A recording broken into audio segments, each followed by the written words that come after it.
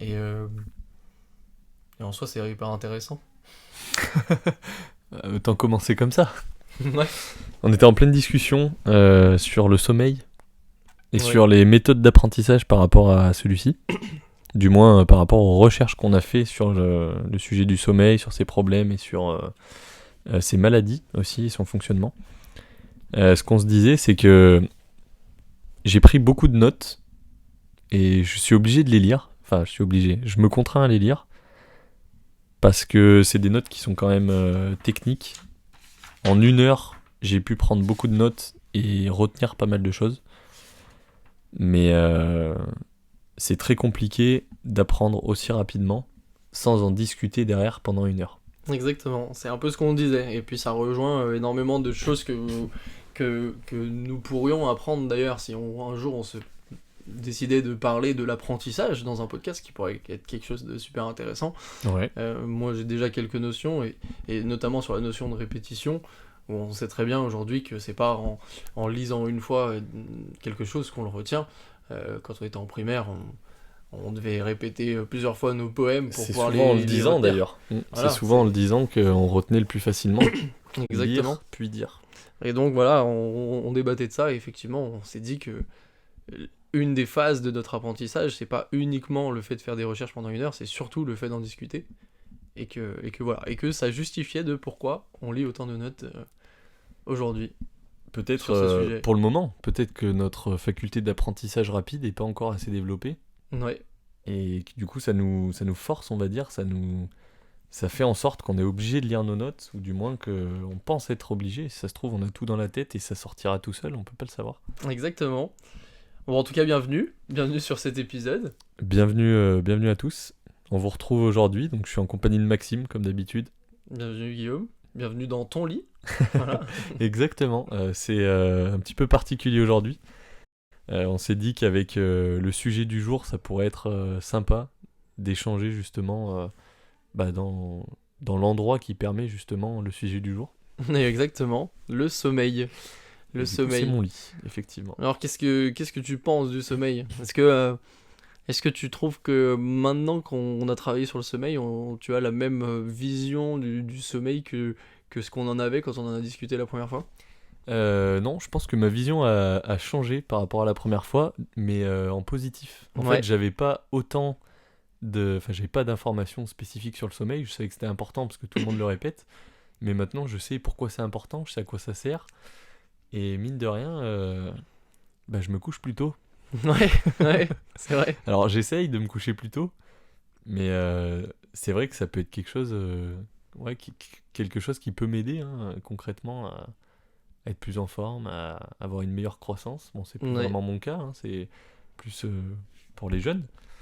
Ouais, c'est vrai que je trouve qu'il y a vraiment un gap entre savoir que quelque chose est important et prendre conscience que c'est important. Dans le sens où c'est vrai que même si mes parents m'ont toujours dit couche-toi tôt pour te lever tôt, pour avoir un bon rythme, etc. et que tu profiteras mieux de tes journées, etc. Eh ben, tu l'entends, mais t'en prends pas la conscience, tu vois. Et là, le fait de faire 1 heure de recherche, de voir pourquoi le sommeil est important, de voir les risques liés au sommeil aussi, que ce soit les maladies et les troubles Mhm. liés au sommeil, ben là tu prends une plus grosse conscience de ok, il faut que je prenne soin de mon sommeil, que je prenne des bonnes habitudes, que je travaille autour de ça, et que au final ce sera bénéfique à tous les niveaux. Mais du coup, j'ai une question qui me vient. Tu parlais justement des parents qui nous disent qu'il faut dormir, que c'est important. Est-ce que tu penses que les parents savent pourquoi c'est important de dormir précisément comme on peut peut-être le savoir nous maintenant après avoir fait ces recherches justement sur le sommeil?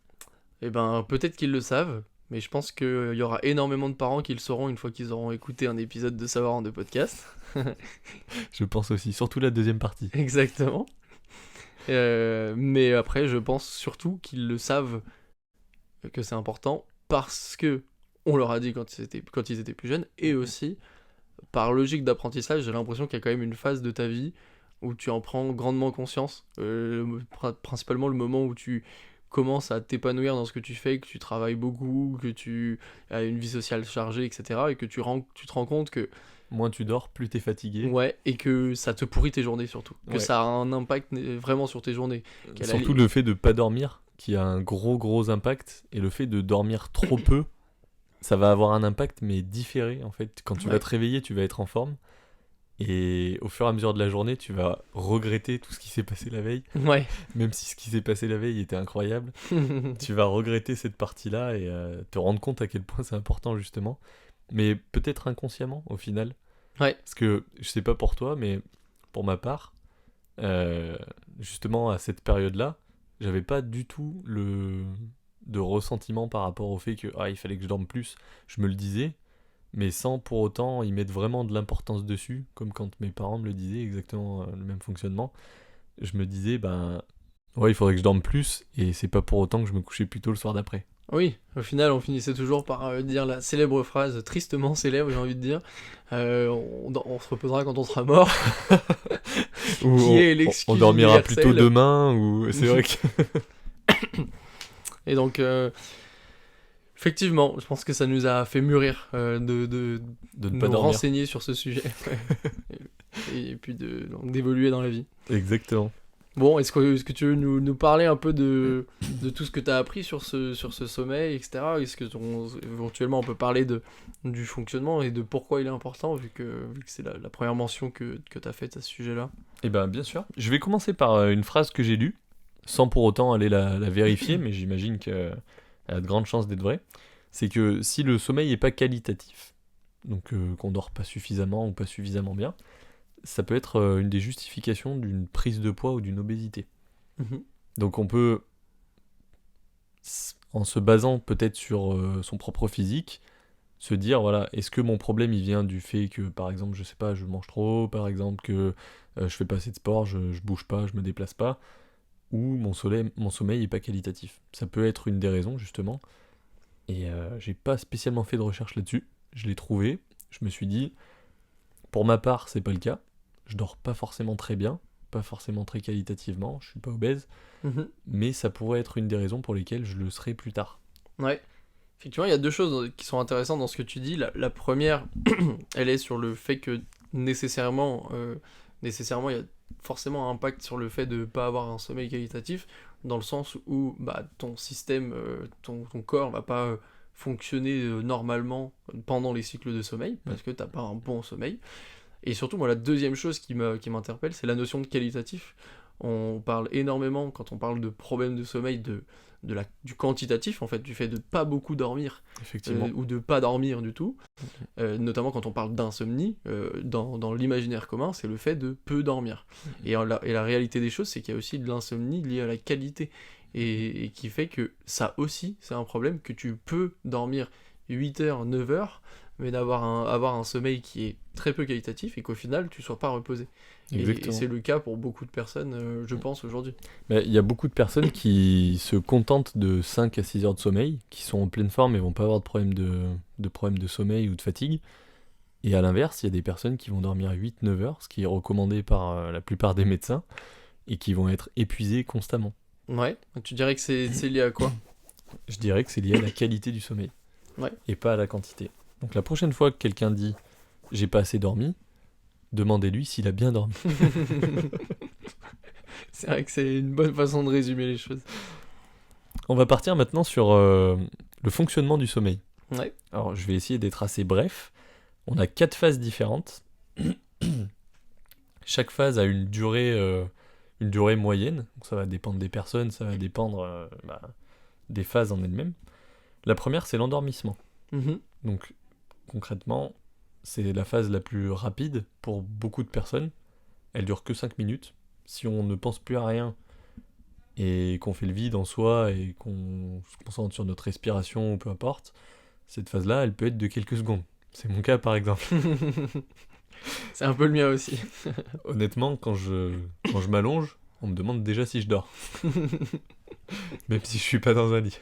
Et tu réponds rarement, étrangement. Je réponds des fois pas, effectivement. Ouais. Mais volontairement. Et des fois involontairement. On a ensuite la deuxième phase, c'est le sommeil léger, qui porte aussi le nom de sauvegarde cérébrale. C'est à ce moment-là où on va consolider la mémoire qu'on a qu'on a eu, enfin tous les souvenirs qu'on a pu avoir pendant la journée qui a précédé notre sommeil, ou pendant les journées si on n'a pas dormi depuis plusieurs jours. Et c'est à ce moment-là où on va consolider la mémoire, pouvoir créer des souvenirs dont on va se rappeler plus tard. Pareil, si on n'a pas cette phase-là, ou du moins si elle n'est pas qualitative non plus, il y a de grandes chances qu'on ait des problèmes de mémoire, qu'on ait des oublis. C'est assez drôle parce qu'en ce moment c'est un peu mon cas aussi. Alors je sais pas si c'est que je dors pas assez bien ou trop peu, mais Ou est-ce que c'est le surmenage? Est-ce que tu travailles trop peut-être? Ouais, moi, te connaissant, j'aurais tendance que ça vient plus de là, et le fait d'emmagasiner tellement d'informations dans la journée que t'as du mal à te retenir, mais peut-être que, effectivement, la raison vient de ton sommeil. ou peut-être que les raisons, Peut-être que c'est des raisons multiples, effectivement. exactement, peut-être que ce sont les deux raisons ou qu'il y en a plus, je sais pas. Bien sûr. Ensuite, il y a la phase numéro 3 qui est le sommeil profond. Donc là, c'est à ce moment-là où on va réellement se reposer. C'est hyper important pour les os et les muscles, en fait, pour reposer toute cette partie-là, donc principalement les muscles, surtout si vous êtes sportif. C'est pour ça que bien dormir avant une compétition, c'est très important, pour être le plus en forme possible. Et ensuite, on a la phase numéro 4, qui est le sommeil profond. Je l'ai remis, et en fait, qui est le sommeil paradoxal. Et celui-ci, c'est environ 30 minutes, et c'est un état comateux. Là, ça permet la récupération mentale et physique. D'accord. Donc tout ça, là, toutes ces phases, c'est ce qu'on appelle le cycle circadien, c'est ça? C'est exactement ça. Ou c'est le cycle du sommeil. Je sais pas si le cycle circadien... Moi, alors, effectivement, moi, c'était une question rhétorique, et finalement, Effectivement. c'est effectivement lié à ça, c'est plus ou moins la même chose. Et ce qui est hyper intéressant, c'est de voir que en fonction des personnes, donc ce cycle, comme tu dis, il a une durée, enfin, chaque phase de ce cycle a une durée moyenne, et en fonction des personnes, tu vas avoir des différences notables dans ces cycles-là. Et c'est justement ça qui va caractériser les différents troubles du sommeil, que ce soit toutes les phases d'insomnie, comme les maladies plutôt, les troubles liés à l'insomnie, et les maladies et troubles liés à l'hypersomnie. Est-ce que tu as quelque chose à mentionner de plus sur le fonctionnement du sommeil avant qu'on traite de toutes ces problématiques, de ces maladies? J'ai quelques informations, on va dire, un peu plus techniques, un peu plus poussées, que j'ai pu trouver pendant mes recherches. C'est que la partie sommeil, en fait, elle régule aussi l'humeur. C'est pour ça que quand on dit tu t'es levé du mauvais pied, c'est probablement qu'on a soit trop peu dormi, soit pas assez bien. Ouais, moi j'ai toujours cru que c'était parce que tu avais mis le pied sur un Lego, que tu t'étais levé du mauvais pied, et que du coup ça te mettait de mauvaise humeur dès le matin. Ça peut être le cas, mais pour compenser ça, on peut apprendre à mieux réagir aussi. Et là, pour ça, il faut aller voir des professionnels. Exactement. Pour contrôler votre rage. Non, mais ça, en fait, ça peut... C'est ce qui va déclencher peut-être de l'agressivité, de la peur à certains moments. Le fait de moins bien dormir, de ce que j'ai pu me renseigner, hein, bien sûr, c'est pas la parole divine. Naturellement. Voilà, exactement. Ça peut venir de là, si vous êtes trop soumis aux émotions, on va dire. Peut-être que vous dormez pas assez bien. C'est assez intéressant. C'est assez intéressant. Et en tout cas, moi, ce que j'aimerais expliquer sur le sommeil, au-delà de son fonctionnement, j'aimerais que on puisse tous prendre conscience qu'on a un pouvoir sur ce sommeil, qu'on a une capacité d'action qui est hyper importante. Il y a une multitude de facteurs aujourd'hui qui peut nous permettre de nous fournir un bon sommeil, et ça passe sur plein de thématiques différentes, notamment l'alimentation. Le fait de bien manger, d'avoir des aliments qui se digèrent facilement, qui ont des protéines, des nutriments qualitatifs, et qui font que le foie il travaille moins vite pour traiter les nutriments et les diriger dans le corps, etc. C'est pour ça que nos mamans nous disent tout le temps de ne pas manger de banane le soir, parce que c'est lourd sur moi, l'estomac. ma maman m'a jamais dit ça. Mais elle me disait souvent de ne pas manger trop de glucides, effectivement. Est-ce qu'il y a des glucides dans la banane? Eh ben oui. On le saura peut-être dans un prochain épisode. Ouais, je le sais. Peut-être qu'on pourra faire un podcast exclusivement sur la banane. C'est possible. Ou sur son impact sur le corps. Ah, exactement. Je te laisse continuer. Au-delà de l'alimentation, on va avoir toute alors, multiples notions, mais qui reviennent toujours à la notion de température. Pourquoi je dis multiples notions? Dans le sens où on va pouvoir parler de sport. On va recommander de pas trop faire de sport juste avant de dormir. On va recommander d'avoir une chambre à température assez basse pour la moyenne des gens, plutôt aux alentours de 18-19 degrés, etc. Et donc là, tout ça, c'est tout lié à la température, parce que ce qui est important, c'est de prendre conscience que pendant qu'on dort, et notre cycle de sommeil fait que on baisse la température de notre corps pour limiter l'énergie qu'on consomme, qu'on dépense. Et finalement, le fait d'avoir une grosse température va faire que notre corps va dépenser encore plus d'énergie pour réguler et baisser cette température, pour la faire baisser, parce que ça lui demande de l'énergie de faire baisser la température. Et en fait, ça veut dire que le corps, il s'endort pas. Tant que ton corps doit travailler à faire quelque chose, il s'endort pas. Il est plus actif que ce qu'il ne devrait être. Et donc là, c'est tout plein de notions qui sont vachement importantes. Après, on va avoir le fait d'avoir un rythme régulier, le fait de se coucher à des heures régulières, idéalement choisir les mêmes horaires que à la fois le week-end, à la fois la semaine, à la fois le week-end. On a tendance à toujours avoir le même horaire la semaine, et puis se dire le week-end c'est le week-end, on peut y aller, mais finalement non, ça détraque tout autant. Donc ça aussi c'est encore un aspect important, et puis il y en a une multitude d'autres. J'en ai quelques-unes justement en plus. Par exemple, d'éviter l'alcool, le café, la nicotine avant de dormir. Mine de rien, ça nous amène de la nicotine, de la caféine, l'alcool, c'est le pire. Ouais. Donc, on en parlait tout à l'heure. Pourquoi est-ce qu'on était fatigué plus jeune? Il n'y avait pas aussi que le sommeil, il y avait aussi l'alcool qui influait sur le sommeil. Effectivement. Ce qui est important aussi, c'est d'écouter son corps. Je sais pas si tu as pu voir ça, mais on a souvent des signes de somnolence. Tout bêtement, on est devant notre épisode Netflix, on commence à bâiller un petit peu, à avoir les yeux qui piquent. Typiquement, c'est un signe de somnolence. C'est peut-être le moment d'aller se coucher. Ouais. Certes, il est que 22h20, et d'habitude on se couche à 23h, mais est-ce que ça serait pas bien d'écouter un peu son corps de temps en temps? Effectivement, mais tu vois, je vais te challenger sur ce point, parce que ce que tu dis, c'est vrai en grande partie, à partir du moment où tu es proche de tes horaires réguliers de coucher et de lever. Écouter son corps à 14h quand tu as un coup de fatigue, et en fait, il se trouve que pour les personnes qui sont atteintes d'insomnie, une chose qu'il est recommandé de ne surtout pas faire, c'est de justement faire des siestes.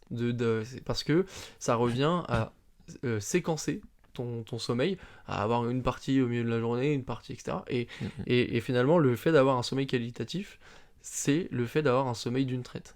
Et donc, le plus tu fais des siestes, le moins tu vas avoir des facilités à t'endormir le soir, donc du coup les cycles sont perturbés, et donc tu as un mauvais sommeil, et donc tu fais des siestes pour rattraper le lendemain, etc. Donc c'est vrai que c'est intéressant d'écouter son corps le soir pour s'endormir, mais il faut éviter de trop le faire en journée et se tenir à des règles strictes de sommeil. Ok, et moi du coup je vais rebondir encore à nouveau là-dessus. Dans mon cas, donc on en avait parlé dans le premier épisode, je fais de l'apnée du sommeil, et en grande partie je l'ai su parce que j'ai écouté mon corps justement à 14h typiquement, qui me disait écoute Guillaume, c'est le moment de dormir tout de suite. Et en fait c'était pas normal qu'à 14h ça soit le moment de dormir. Et parce que j'ai écouté mon corps, je me suis dit, il y a quelque chose qui cloche. Je suis allé consulter un spécialiste du sommeil qui m'a dit, effectivement, il y a quelque chose qui cloche. Et suite à des tests, on s'est rendu compte que je faisais de l'apnée. Et que j'étais très fatigué à ce moment-là parce que je faisais de l'apnée la nuit. Comme quoi, l'impact du sommeil, ou l'impact de la qualité du sommeil, parce que la quantité était là, mais la qualité n'était pas au rendez-vous, a fait que, à 14h, quand j'ai écouté mon corps, je me suis rendu compte qu'il y avait un problème. Parce qu'il était clairement présent. Ouais, Effectivement. Et moi, ça m'amène sur le dernier point moi, que j'aurais à présenter sur les choses à réfléchir et à travailler pour avoir un bon sommeil. Et je pense que ça va être une très très bonne transition sur toute la partie maladie et troubles du sommeil, euh, qui va être plutôt mentale. Je m'explique, pour bien dormir, il faut arrêter de cogiter. Il faut arrêter de se laisser penser à tout type de choses auxquelles on souhaite penser ou qu'on se retrouve à penser malgré nous le soir, que ce soit des conversations qu'on essaye de retravailler dans notre tête, De se dire, des j'aurais idées dû qu'on répondre a. ça. Exactement. Et moi, c'est vrai que ça a été quelque chose qui m'a particulièrement touché pendant mon adolescence et qui a fait que j'ai eu pas mal de mal à m'endormir et avoir plus ou moins des phases d'insomnie pendant une partie de mon adolescence. Mais en tout cas, c'est une vraie cause des différents troubles de sommeil qui peuvent amener à de l'insomnie. L'insomnie, parlons-en, justement. Exactement. Qu'est-ce que tu as à dire sur l'insomnie? J'allais dire, est-ce que tu as quelque chose, mais bien sûr, tu as quelque J'ai chose plein à de dire. choses à dire sur l'insomnie, notamment un chiffre en particulier qui m'a assez troublé quand je l'ai vu, c'est que 37% des personnes sont touchées par l'insomnie. Ce qui rejoint énormément ce que j'ai pu trouver, c'est que une personne sur trois a des problèmes de sommeil. Ouais, moi je trouve ça impressionnant et à la fois pas étonnant parce que c'est vrai que dire qu'on a mal dormi ou ce genre de choses, ça arrive tout le temps, on en parle tout le temps, mais on le caractérise pas comme quelque chose de régulier. On se dit pas, ok, il y a une personne sur trois que je côtoie qui a du mal à s'endormir tous les jours. Est-ce que Tu vois, c'est vraiment de d'affilée. l'insomnie tous les jours ou est-ce que c'est a déjà été insomniaque à un moment? Est-ce que pour toi l'insomnie c'est juste de ne pas arriver à dormir ou est-ce que c'est la maladie de ne pas arriver à dormir tout le temps? Non, c'est pas la maladie, c'est vraiment le fait de ne pas réussir à dormir pour diverses raisons. Et c'est ça qui fait que le chiffre est aussi important, c'est parce que ça englobe toutes les raisons, tous les troubles qui créent de l'insomnie et qui sont pour le coup très nombreux, Mm. mais pas nécessairement au sens de la maladie, la maladie d'une personne insomniaque qui a des difficultés biologiques à s'endormir. Ok. Par rapport à l'insomnie, euh, est-ce que tu savais qu'il y a 3 types d'insomnie? Moi j'avais 3 types d'insomnie en tête, Ok. mais je te laisse en discuter. Alors, je vais te les présenter rapidement. Donc, j'ai trouvé l'insomnie d'induction, qui est en fait avoir du mal à s'endormir le soir. J'ai l'insomnie de maintien, qui est en fait un éveil au milieu de la nuit et du mal à se rendormir. Mhm. Donc c'est d'avoir commencé ces cycles de sommeil Ouais. et de se réveiller, peu importe la raison, mais de se réveiller et d'avoir du mal à se rendormir. Typiquement, les gens qui se lèvent pour aller manger dans le frigo en pleine nuit, Mhm. ils vont avoir du mal à se rendormir derrière. Et j'ai l'insomnie terminale, qui porte pas forcément bien son nom. C'est en fait un éveil précoce. Est-ce que tu savais que l'insomnie, c'était aussi de se réveiller trop tôt par rapport à ses heures de sommeil? Bah oui, moi ça me paraît assez logique dans la mesure où finalement si tu te réveilles trop tôt c'est que tu dors moins que ce que tu aurais dû dormir. Donc c'est vrai que dans ma tête ça colle bien avec la logique d'insomnie. Mais est-ce que le fait de se réveiller tôt et de ne pas avoir la sensation de ne pas avoir assez bien dormi, c'est de l'insomnie terminale ou pas? Dans le sens où il y a beaucoup de personnes qui n'ont pas besoin de beaucoup d'heures de sommeil, est-ce qu'en fait réellement elles font de l'insomnie terminale et elles en auraient besoin mais elles s'en rendent pas compte? Et ben je pense que on peut dire que oui dans certains cas, dans la mesure où tout à l'heure on parlait de sommeil qualitatif. Si tu te réveilles trop tôt et que tu interromps une phase importante de ton cycle comme le sommeil profond, je pense que oui, ça va impacter effectivement ton sommeil. Tu vas peut-être pas le sentir sur le moment, mais ça va nécessairement impacter ton sommeil et qu'il y aura des choses qui ne se sont pas assez bien faites dans ton cycle parce que tu t'es réveillé trop tôt. Maintenant, si tu t'es réveillé trop tôt, mais entre deux cycles, parce que les nuits sont composées de plusieurs cycles, ben dans ce cas-là, je pense que non, c'est pas réellement de l'insomnie parce que ça aura pas impacté trop négativement ton sommeil. D'ailleurs, en revenant sur les cycles, euh, le temps total d'un cycle est à peu près d'1 heure et demie. Mhm. C'est pour ça qu'il y a beaucoup de personnes qui dorment 6 heures, font 4 cycles, ou 7h30 ou 9 heures, pour la plupart. Ouais. Après, quand on parle de 6 heures de sommeil, c'est 6 heures de sommeil réel. C'est pas je me suis couché à minuit, je me lève à 6 heures. Parce qu'il faut le temps de s'endormir, et il faut aussi... Ouais. C'est plus complexe que ça. Et toi, du coup, t'as aussi 3 types d'insomnie. C'est ça, effectivement. Je pense que donc là, on catégorise pas la même chose. Mhm. Toi, c'est plutôt les types d'insomnie par rapport à la phase du cycle du sommeil, Ouais. de ce que j'ai compris. Mhm. Moi, c'est plutôt la raison de l'insomnie, effectivement. Donc, par rapport, la première chose, la première catégorie, ça va être si tu as des facteurs prédisposants. Donc, ça peut être lié à de la génétique, à de la biologie ou à ton cadre social, enfin du psychosocial en fait, même à proprement parler. Et donc, qui va faire que c'est des raisons qui sont difficiles à maîtriser, c'est pas juste dans ta tête qui font que tu vas réussir à avoir du mal à t'endormir ou autre action d'insomnie. C'est vraiment voilà, c'est dans ton corps, c'est biologique, et là dans ce cas-là, il faut aller travailler un peu plus en profondeur avec des professionnels de la médecine. Mhm. Ensuite, on va avoir le facteur précipitant. Facteur précipitant, ça va être justement là un petit peu plus lié au moral et au mental. Ça va être avec des événements familiaux, des événements liés à une situation médicale, ou même tout simplement euh, le, le- le cadre professionnel, personnel, où tu as une pression, ou voilà, tu as un mal-être quand même plutôt social, Ok. voilà, et qui va faire que tu vas avoir du mal à t'endormir. Et ensuite, le dernier facteur, ça va être le facteur d'entretien. Et d'entretien dans le sens où tu entretiens pas assez bien ton sommeil.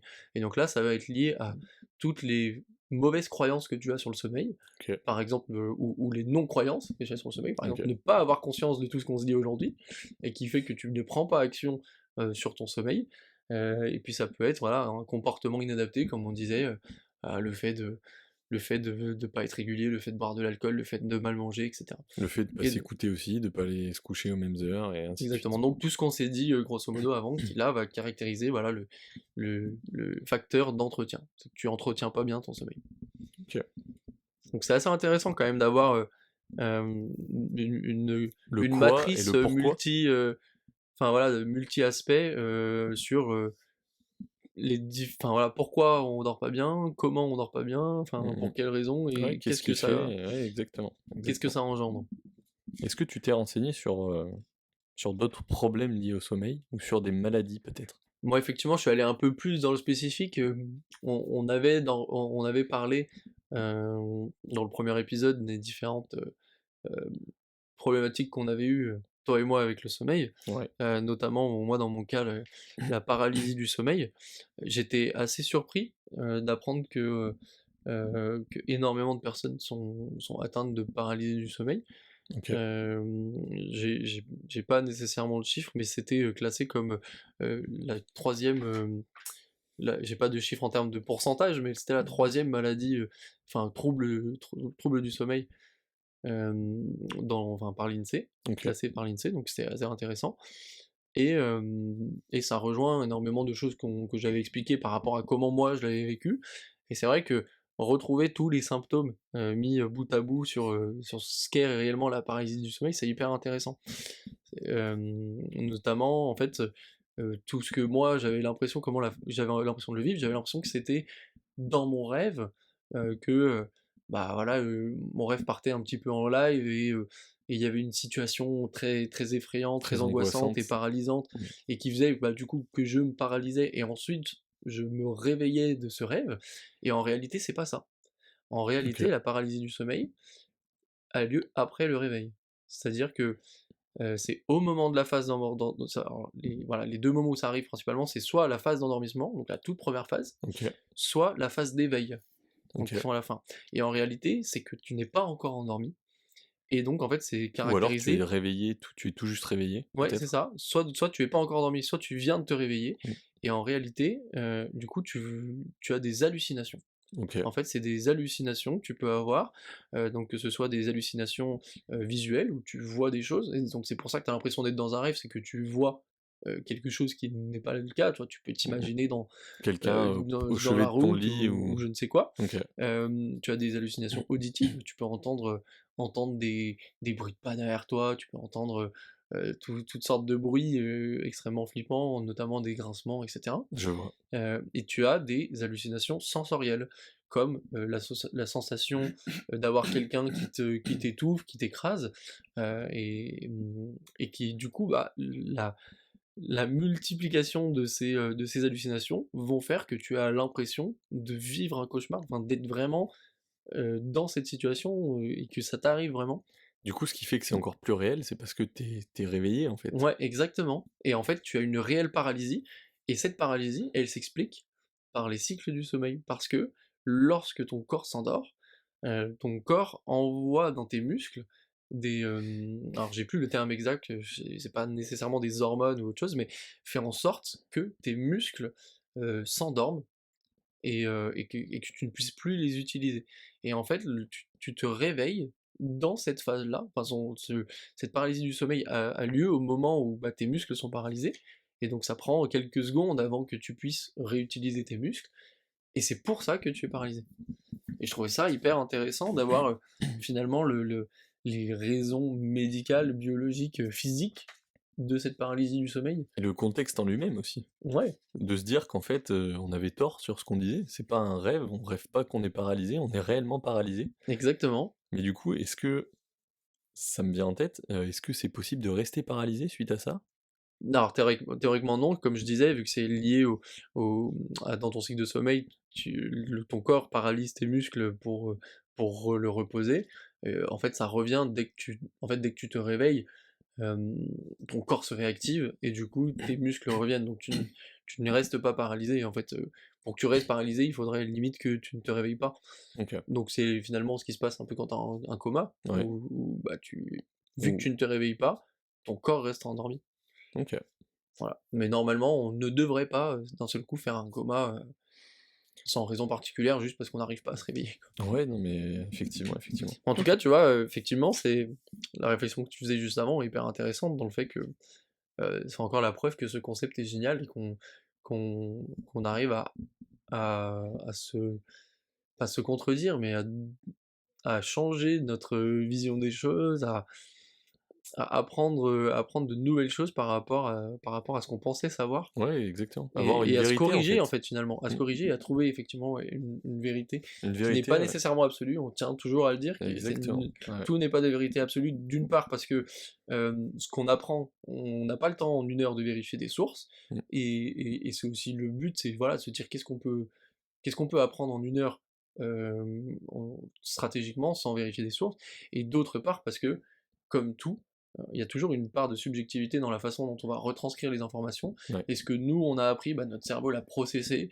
l'a transformé, l'a fait passer dans le mixeur de nos biais cognitifs et psychologiques, Et il en et aura que fait son derrière, résumé qui sera pas forcément ce qu'il avait ingéré à la base. exactement. Et Mm. donc, ce que nous on retranscrit n'est pas non plus une vérité absolue, mais se rapproche un peu plus de la vérité universelle de ce qu'on peut apprendre sur les différents sujets. Bah écoute, c'était très intéressant cette partie sur les terreurs nocturnes, enfin la paralysie du sommeil, Ouais, c'est un peu la même chose au final. ouais. Euh, Moi j'avais fait une ou deux recherches dessus, enfin c'est vraiment une ou deux lignes en fait. C'est ce que tu disais tout à l'heure, ça te rejoint sur les prédispositions génétiques, où en fait peut-être que ton père ou ton grand-père en faisait. Je parle que des hommes, mais ça peut totalement être les femmes aussi. Je Bien sais sûr. pas comment est-ce que ça se transmet, on va dire. Mhm. Mais probablement que quelqu'un dans ta famille en a déjà fait. Moi, dans mon cas, personnellement, j'en ai jamais fait. Ouais. J'ai pas eu l'information comme quoi dans ma famille on en avait déjà fait. À l'inverse de l'apnée, l'apnée du sommeil, du coup ça nous permet de transiter là-dessus. Où en fait, eh ben, c'est le même fonctionnement, c'est génétique aussi. Mon grand-père fait aussi de l'apnée du sommeil. Je sais pas si je l'avais dit dans le premier épisode, J'ai pas souvenir que tu l'aies dit, non? mais ça peut paraître du coup un peu plus logique par rapport à ce que tu disais au début de l'épisode, sur le fait qu'il y a une partie de génétique, où en fait j'ai hérité de de ce problème, si je puis De dire. cette, ce qu'on appelle pas nécessairement, c'est pas directement un héritage de la maladie en elle-même, mais un Des héritage cellules qui font des que. prédispositions. Mm, mm. En fait, Ouais, exactement. c'est plus ça la notion qu'il faut avoir, hein. C'est pas parce que votre grand-père, fait de l'apnée du sommeil que vous en ferez nécessairement, mais par Exactement. contre, ça vous rendra prédisposé, Peut-être en faire. à en faire. De la même C'est manière que le diabète ou ce genre de choses. ou la calvitie par exemple. Oui, tout à fait. Mon grand-père est chauve, Ah, pas moi. toi, voilà.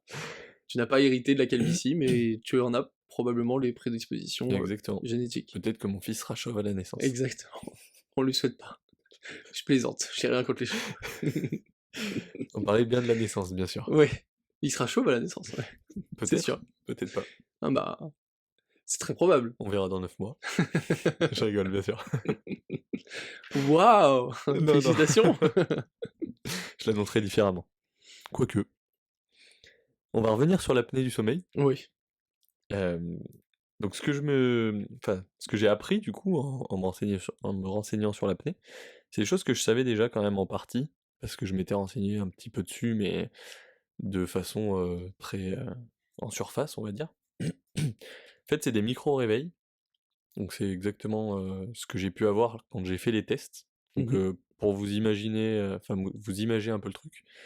euh, J'avais des fils de partout avec enfin pas des autocollants, mais du scotch. Des électrodes? Ouais, des électrodes, c'est exactement ça, c'est le mot que je cherchais. Je sais, je t'ai vu. C'est ce que j'appelle du scotch. C'était un très beau spectacle d'ailleurs.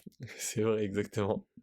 J'avais une capote sur la moitié du visage, j'étais entièrement recouvert d'électrodes et de pansements et de bandages. Et en fait, pendant cette nuit de test, c'est probablement une des nuits où j'ai le moins bien dormi de ma vie, qualitativement parlant. Euh, Après avoir eu les résultats, il s'avérait que je m'étais réveillé, ou micro-réveillé, 156 fois au cours de la nuit. Ah ouais. Je dois avoir un vague souvenir de entre 50 et 100 fois où j'ai dû me réveiller, mais il y a aussi des micro-réveils dont on n'a pas conscience. On va pas s'en rappeler quand on va se réveiller le lendemain. Si ça se trouve, cette nuit, je me suis micro-réveillé 8 fois, j'en sais rien. Peut-être que vous aussi qui êtes en train d'écouter, Mmh. vous avez eu des micro-réveils. Et en fait, ça vient perturber les cycles du sommeil. Donc ça les arrête pas, mais ça les perturbe. Ce qui fait que vous allez moins bien récupérer, parce que votre cycle, au lieu de durer 1h30, peut-être qu'il va durer 1h45. Ça va être plus long. Et vous allez mettre plus de temps à récupérer, vous allez mettre plus de temps pour pouvoir vous reposer derrière. Et au lieu d'avoir des cycles d'1h30, vous passez 1h45, ce qui fait que sur 6 cycles, vous allez perdre 1h30 de sommeil. Mmh. C'est assez bien imagé. Ouais. Et ensuite, il y a 2 types d'apnées différentes. OK. Donc il y en a une dans laquelle je suis, l'autre non, pour le moment. Oui, ce serait dur d'avoir 2 types d'apnée en même temps, j'imagine? Mais c'est possible, OK. c'est totalement possible. La première et la plus répandue, c'est l'apnée obstructive. Ce qui fait qu'en fait, il y a quelque chose qui vient obstruer votre respiration et ça vous coupe la respiration. C'est D'accord. c'est mon cas. J'ai une langue feignante, si je puis dire, qui fait que quand je dors allongé sur le dos, elle vient tomber au fond de ma gorge et ça me coupe la respiration. Dans ce cas-là, je respire plus, jusqu'au moment où mon corps vient l'expulser de la gorge et reprend un cycle de respiration normal. Fais un micro-réveil du coup, Exactement. c'est ça? Donc ton corps se Co- réveille pour pouvoir remettre ta langue correctement et ensuite tu t'endors. Exactement, c'est exactement ça. Sachant que ça, je m'en rappelle pas. C'est aussi pour ça que je savais pas que je faisais de l'apnée Mmh. avant de faire des tests. C'est que les micro-réveils, on les sent pas. Sauf si c'est des réveils du coup. Ce qu'il faut savoir, c'est que à 60% des cas, euh, l'obstruction en apnée, ça vient de, ça vient de l'obésité.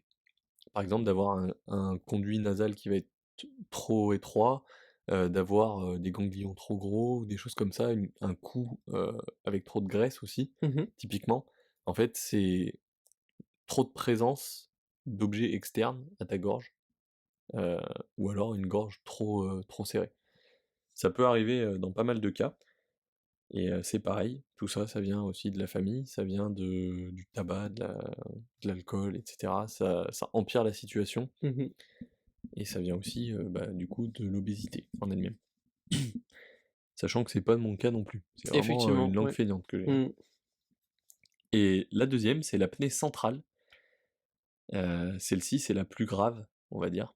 Parce que autant sur l'obstructive, il y a des solutions, comme par exemple dormir sur le côté, pour la plupart des personnes, ou dormir avec un appareil. Euh, pour l'apnée centrale, la seule solution, c'est de dormir avec un appareil. Donc si vous êtes jeune et que vous en faites, vous aurez un appareil toute votre vie, concrètement. Cette partie-là, ça peut venir de plusieurs choses. La première, c'est les troubles cardiaques. Donc si vous avez un cœur qui est fragile, vous avez des chances d'en faire.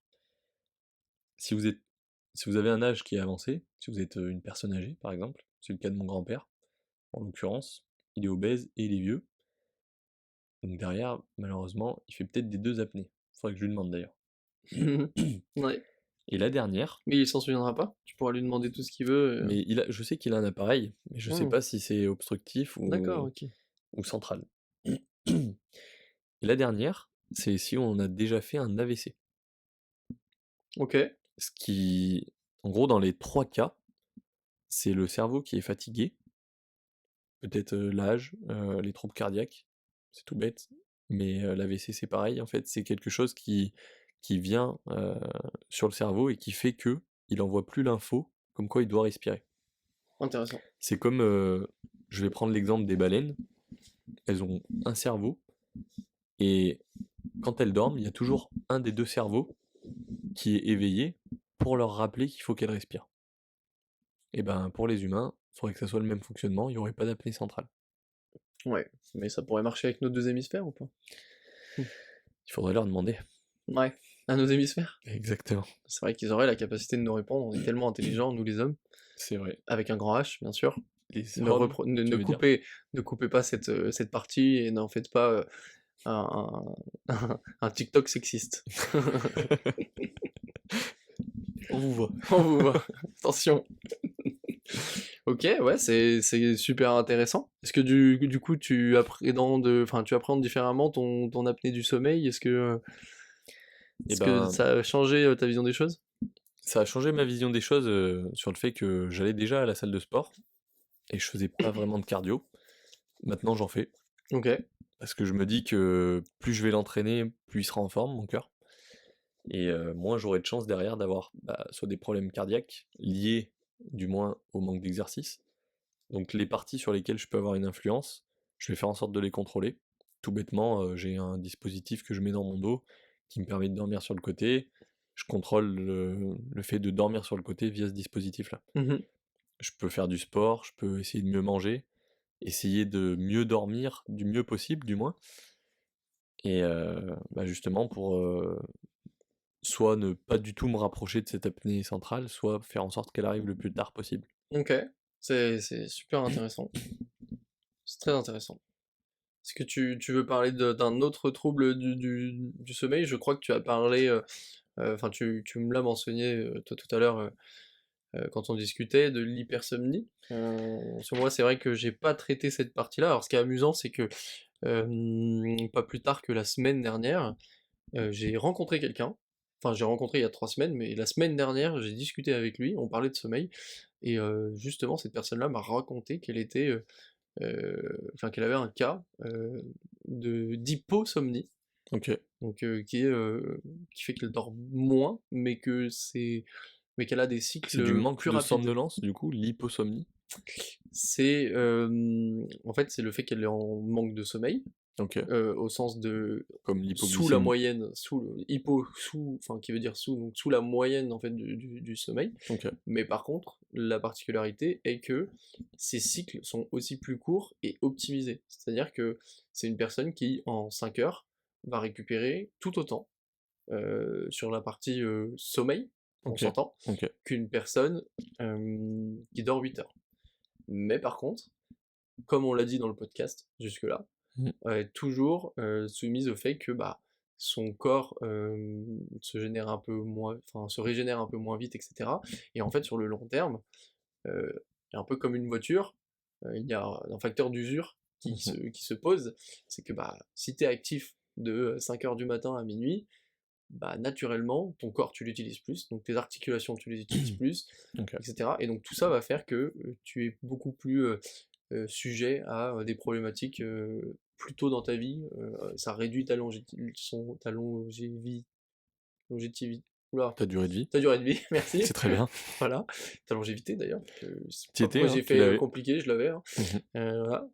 Et puis après, bah, naturellement, ça a aussi un impact psychologique, Mm. dans le sens où bah, tu es en déphasage avec la majorité des gens, vu que tu es plus longtemps éveillé, bah, tu es plus sollicité à des choses qui t'agacent ou qui te Ouais. dérangent. Tu peux être plus dans tes problèmes, le fait de moins dormir aussi. Exactement. Mm. Donc Ou alors voilà, tu peux mais être donc, plus dans ta vie positive si tout va bien et que tu fais en sorte que tout aille bien. ouais, aussi, aussi, C'est vrai. aussi. Mais c'est sûr que l'usure du corps se fait forcément plus vite parce que au final, 3 heures de plus chaque jour, c'est énorme. C'est énorme, oui. C'est 30% de temps en plus par rapport aux autres. Mhm. Ouais, ouais, un peu moins, mais Un peu moins, ouais. Par rapport au sommeil, par rapport au sommeil. c'est 10%, Ouais. presque. Ouais, voilà, donc c'est hyper intéressant, mais du coup, voilà, si tu veux nous parler du contraire du contraire exact, l'opposé, De l'hypersomnie, du coup, exactement. qui s'apparente aussi à la narcolepsie. Je sais pas si tu connais ce terme. Si, Mm. je connais. Eh ben, je le connaissais avant de me renseigner dessus, je savais un petit peu ce que c'était, mais sans pour autant en savoir les causes, hein, forcément. Mhm. Euh, Là, en l'occurrence, j'ai appris un petit peu.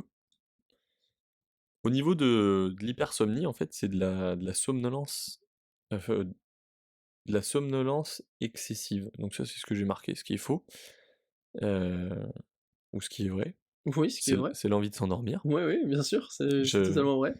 on fera un podcast sur le fait de ne pas savoir se relire. Ou le fait de ne pas savoir prendre des notes lisibles. Oui, non, mais c'est clairement ça, hein, c'est pour ça que j'arrive pas à me relire, hein. Donc là, en l'occurrence, ça peut venir d'un manque de sommeil, de l'apnée aussi, ou du surmenage. Ok. Ouais, donc le fait d'avoir envie de s'endormir, en l'occurrence, l'envie de s'endormir, je l'avais quand je faisais de l'apnée sans le savoir. Donc typiquement à 14 heures, c'est ce qu'on disait tout à l'heure. Mais le surmenage, c'est le même fonctionnement, le manque de sommeil aussi. Au final, est-ce que l'hypersomnie, ça serait pas simplement de la fatigue? L'envie de s'endormir, c'est de la fatigue. Le Ouais. corps dit qu'il a envie de se reposer parce qu'il est fatigué. Qu'est-ce que t'en penses? Ben oui, probablement, mais malheureusement, enfin je me dis que ça nous arrive à tous d'être fatigués et pour autant on s'endort pas. Qu'est-ce qui fait que ces personnes-là, elles, vont réussir à s'endormir d'un seul coup, vont être sujets à des endormissements au volant, à des endormissements, euh, ouais, à des moments qui en plus peuvent les mettre en danger, et surtout, étonnamment, à des moments où leur cerveau est très actif. Quand tu es au volant, tu es théoriquement plutôt actif, tu dois penser à énormément de choses, que ce soit ton regard, etc., la prise d'informations, aux actions que tu vas devoir effectuer sur la pédale, sur le volant, etc. Qu'est-ce qui fait que ces personnes-là, qui ont du coup tout simplement une somnolence, vont aller jusqu'à l'endormissement? Est-ce que tu vois à mon regard et à mon sourire que j'ai la réponse à cette Oui, question? oui, je te sens très très fier de pouvoir me répondre. Eh ben, Ou alors fier de moi que j'ai posé une question aussi pertinente que celle-ci. à laquelle j'ai une réponse. Ouais. C'est pour ça qu'elle est aussi pertinente. Si je t'avais dit, eh bien, je ne sais pas, Ça aurait peut-être pas été pertinent, ça aurait été effectivement. moins pertinent. En l'occurrence, pour la narcolepsie, j'ai la réponse à ta question. Alors, c'est toujours pas une vérité absolue, mais c'est une partie de réponse. En fait, c'est une perte du tonus musculaire, soit en partie, soit de tout le corps. Ok. Ce qui fait que d'un seul coup, tu vas plus sentir tes muscles, concrètement, et c'est un endormissement qui est brutal. Donc justement, c'est le cas de la narcolepsie, et ça peut intervenir, pour la plupart, donc ça c'est la cause que j'ai trouvée, suite à une émotion. Ok. Une émotion qui est intense, par exemple la surprise, tout bêtement, joyeux anniversaire, hop, le mec s'endort, concrètement. Ah ouais, impressionnant. Ou des rires aussi. Moi je sais que j'ai déjà réussi à faire endormir un pote, tellement je l'ai fait rire. Est-ce que t'es sûr qu'il a juste pas perdu son souffle à force de respirer? Ou la colère aussi. Tu noteras que je n'ai pas retenu. Mhm. Est-ce que toi tu as plus d'infos par rapport à ça? J'avais pas énormément d'infos sur ces deux maladies. Sur l'hypersomnie, non, pas nécessairement. C'est pas quelque chose que j'ai eu le temps de traiter. Ok. Euh, Ça nous permet quand Maintenant, même d'avoir une vision un peu globale des problèmes, des troubles, des maladies qu'il y a par rapport au sommeil. ouais, effectivement, et ce qui est hyper intéressant, c'est de se dire que tout là où c'est très critique, c'est qu'il faut prendre en compte que ces problématiques du sommeil, au-delà d'avoir un risque, on va dire, enfin un impact court terme, euh, bah t'es fatigué ta journée, etc. Il y a des risques qui sont vraiment vitaux, On euh, peut développer des vitaux, maladies. que ce soit exactement le fait Mm. de développer des maladies, le fait d'avoir de peu dormir vous rend plus sujet à des risques cardiovasculaires, Mm, mm. cardiaques, etc. Ouais. Ça diminue votre concentration, Mm. donc typiquement vous êtes plus sujet à des accidents au travail, Ouais. à Ça même empêche des accidents, comment on appelle ça, de la vie courante euh, ouais. ou des accidents vasculaires cérébraux, Ouais, peut-être non, aussi. non, des accidents de la vie courante, mais je cherchais le mot domestique, voilà, Ok, merci. je vois. Je l'avais pas. Euh, et puis voilà, donc pour avoir d'ailleurs des chiffres, le fait d'être fatigué augmente votre risque d'accident de 8, enfin le multiplie par 8. C'est Donc énorme. je trouve ça effrayant. C'est énorme. Effrayant. Et au travail, ça le multiplie par 4,5. Ce qui est déjà énorme. Ouais, alors autant multiplier 0 par 4,5, c'est pas beaucoup. Donc si votre travail c'est d'être assis sur une chaise toute la journée, je pense que le risque, bon Hop, voilà, si vous êtes fatigué, vous prendre le clavier à la le seul limite. risque que vous allez avoir, c'est peut-être de vous endormir sur votre chaise. Et ça peut être problématique, Mais ça mais peut être bien plus problématique pour ceux voilà, qui bossent en usine. exactement. Et typiquement, ça reprend un des sujets qu'on n'a pas traité. C'est dû à un dérèglement de l'horloge biologique. Ok. C'est pour ça que ceux qui travaillent en usine, on dit plus souvent qu'ils sont fatigués, ou du moins qu'ils ont des chances d'être plus fatigués sur le long terme. C'est en grande partie à cause des horaires postés, tout bêtement. Ceux qui font des 3-8 par exemple, qui Mhm. travaillent la nuit, puis la journée, puis l'après-midi. C'est, on va dire que le corps humain est pas fait pour ça, pour changer à chaque fois de rythme. Justement, c'est ce que tu disais tout à l'heure. Exactement. Ouais. Sur la partie où en fait c'est important de se coucher tout le temps à la même heure, de se lever tout le temps à la même heure, ou du moins le plus possible pour avoir une bonne qualité de sommeil. Quand chaque semaine ou chaque mois on change ça, ça nous fait repartir à zéro à chaque fois. Ouais. C'est là où c'est hyper intéressant de se dire que quand on fait ce genre de recherche, on se retrouve à penser aussi à des personnes qui ne sont pas comme nous, à des personnes qui vivent des situations différentes des nôtres, et que ça nous fait nous projeter finalement dans la situation de quelqu'un d'autre. Et je trouve ça assez intéressant en termes bah, par rapport au sujet qu'on a déjà traité sur l'intelligence collective, voilà, en termes d'empathie. De se mettre à leur place. Exactement, d'être Mm. capable de mieux comprendre les problématiques que des personnes peuvent avoir à cause de leur situation, que ce soit leur métier, etc. Ouais, Finalement, exactement. d'être capable de refaire tout le cheminement. Par exemple, tu as expliqué à juste titre tout à l'heure que le manque de sommeil joue sur l'humeur. Sur l'humeur, Et ben sur la régulation.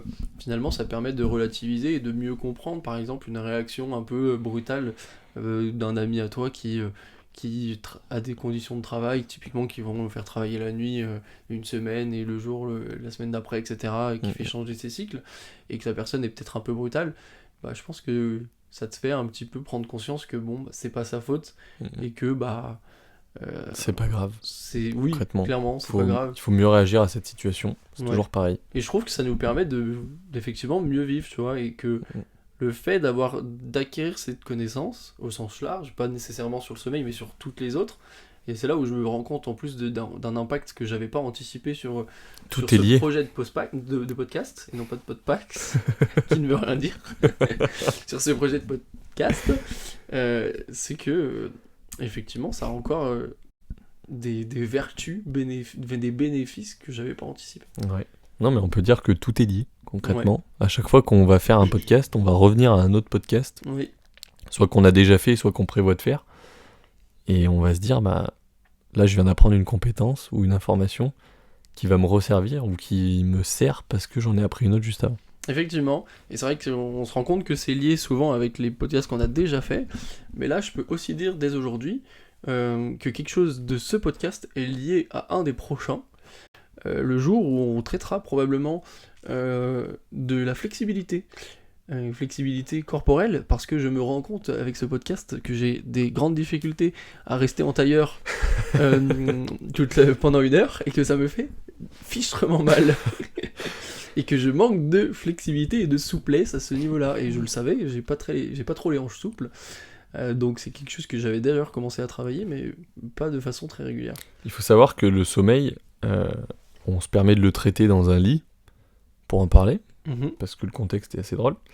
Quand on parlera d'alcool, par exemple, on va pas faire un podcast bourré, très clairement. T'es sûr ? Je ne sais pas encore. Ouais. Donc là, c'est super intéressant. On va terminer sur un fun fact. Ok, yes. À partir de maintenant, je vais sortir des petits fun facts comme ça sur les fins d'épisode. Ça vous permettra de rester jusqu'à la fin à chaque fois. Est-ce que tu savais que les paresseux dorment entre 15 et 20 heures par jour, soit sur leur vie, leur espérance de vie de 40 ans, ils dorment 34 ans. Oui, je le savais. Je savais qu'ils dormaient beaucoup. Je savais que c'était plus 2 tiers de la journée que 1 tiers comme nous. Mais par contre, c'est vrai que j'avais pas pris en compte que ça faisait 34 ans. Ce qui fait qu'ils restent éveillés 6 ans. 6 ans non-stop, mais 6 ans. Ouais. Donc sur 40 ans, ils vivent 6 ans. Ce qui est peu. C'est très très peu. Alors que nous, on va vivre... combien ? 13 ans ? On va dormir 13 ans. Ouais, on va dormir 13 ans pour en vivre 80, 90. Ça dépend de... Sur 40 ans, du coup. Ah, sur 40 ans, tu veux dire ? On va dormir 26 par rapport ans aux sur 40. 80 ans. Toutes mes excuses. On va pas dormir... Oui, 26 ans sur 40 ans. C'est ça. Ok, ouais, c'est intéressant. Et moi, ça me fait penser que j'avais eu cette réflexion il y a quelques semaines quand j'étais en randonnée, et que je me suis aperçu que les marmottes étaient déjà en train d'hiberner. On n'en a pas vu une seule. Si, on en a vu une, mais très très peu par rapport aux autres. Enfin, aux autres mois de l'année, enfin, en tout cas en été. Et que j'ai pris conscience finalement que c'est des animaux qui dorment 8 mois quasiment par an. Donc ça revient finalement plus ou moins à la même chose. C'est vrai. Même pire, parce que pendant les 4 mois où ils n'hibernent plus, ils ont quand même des phases de sommeil la nuit. Donc ils ont quand même... Ils vivent 3 mois, quoi. Ouais, en réalité, 3 mois par an. C'est très peu. C'est très très peu. C'est ce qu'on dort. Donc sur la vie d'un paresseux qui est de 40 ans, ça serait 30 ans. 30 ans de sommeil. Si on remet tout au paresseux. Et bah en tout cas, j'ai trouvé très amusant ton fun fact. Bah écoute, J'espère que t'en auras d'autres pour les prochains épisodes. Je l'espère aussi. Je ferai en sorte. Voilà, bah super. Peut-être qu'on fera un épisode uniquement sur des fun facts aussi. Ouais. Qui sait. Encore une fois, je suis très fier de nous en termes de timing. Je trouve qu'on a réussi à restituer la quasi-totalité de ce qu'on a appris. Ouais. Je pense qu'on aurait encore la capacité de rentrer dans plus de détails sur encore d'autres choses, mais on arriverait vite sur des redites. Je pense que la boucle est plus ou moins bouclée. Ouais. On a fait les grandes lignes du sommeil, du fonctionnement, de pourquoi est-ce que ça fonctionne pas des fois, ouais. De la qualité, de la quantité, très clairement. Donc c'est super intéressant. Et j'ai hâte qu'on se retrouve pour un prochain épisode. Pour une P1, tu veux dire ?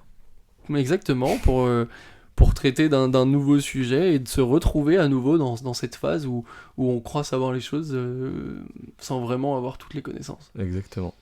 Et pour pouvoir se reprendre encore à nouveau une claque après avoir fait des recherches et avoir appris plein de nouvelles choses. Alors, c'est un cycle perpétuel, c'est un peu comme les cycles du sommeil.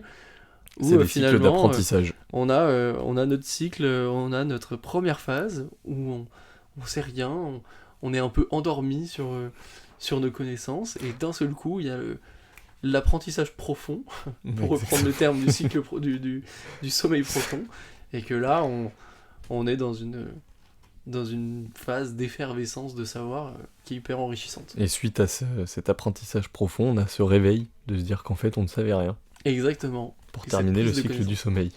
Super. Bah voilà, bah je te dis merci. Merci Guillaume de m'avoir accueilli dans ton lit pour cet épisode. C'était un plaisir d'échanger sur le sommeil dans mon lit. Bah moi aussi. Je sais que d'ici quelques heures, je le rejoindrai. Ouais. Je te le souhaite. Pas toi. Ce sera sans moi. Bah, je te dis à une prochaine fois.